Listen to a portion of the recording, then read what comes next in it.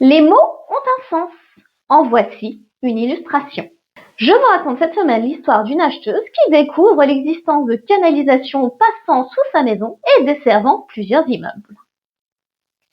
Tenue dans l'ignorance de cette situation par ses vendeurs, elle entend obtenir la résolution de la vente. Le chemin sera pour le moins semé d'embûches. En avril 2015, Madame K vend à Monsieur et Madame J une maison d'habitation dans la région de Cahors au prix de 90 000 €. 2 ans plus tard, Monsieur et Madame J revendent eux-mêmes cette maison à Madame D. Postérieurement à son acquisition, Madame D découvre des canalisations d'eau usée passant sous sa cuisine et desservant plusieurs immeubles. Elle entend alors obtenir la résolution de la vente. Le tribunal judiciaire de Cahors lui donne raison et prononce la résolution de la vente pour servitude cachée non déclarée. Il retient que cette servitude pesait lourdement sur le fonds acquis du fait qu'elle était de nature à empêcher la réalisation de travaux. Le tribunal condamne donc les vendeurs à restituer le prix de vente, outre des dommages et intérêts.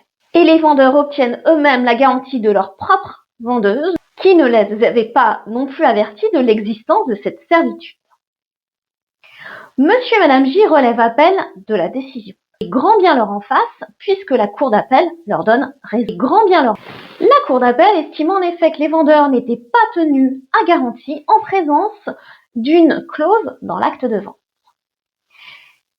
Cette clause indiquait que l'acquéreur prenait le bien en l'état dans lequel il se trouvait au jour de la vente et qu'il n'aurait aucun recours contre les vendeurs pour quelque cause que ce soit, et notamment en raison de vices apparents ou de vices cachés affectant le bien.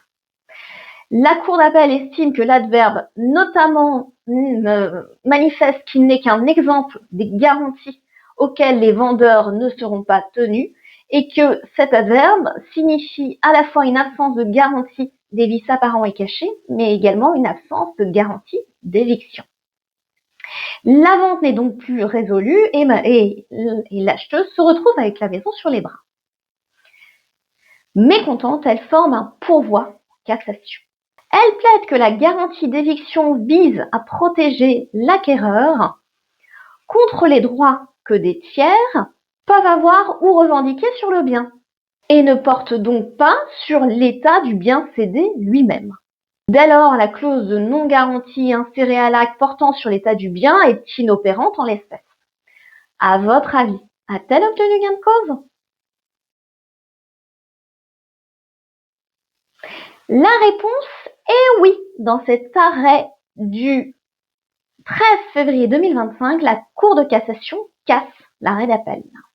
Je rappelle qu'au terme de l'article 1638 du Code civil, si l'héritage vendu se trouve grevé sans qu'il en ait été fait de déclaration d'une servitude non apparente d'une telle importance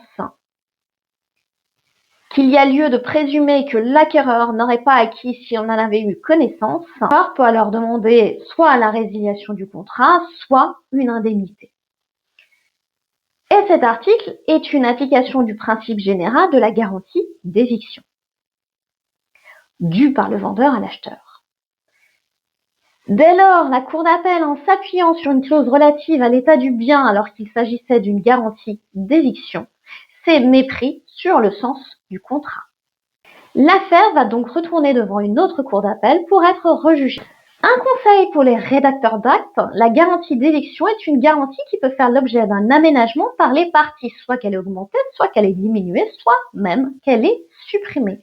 Il y aura donc lieu de se poser la question de la garantie d'éviction dans la rédaction des actes de vente.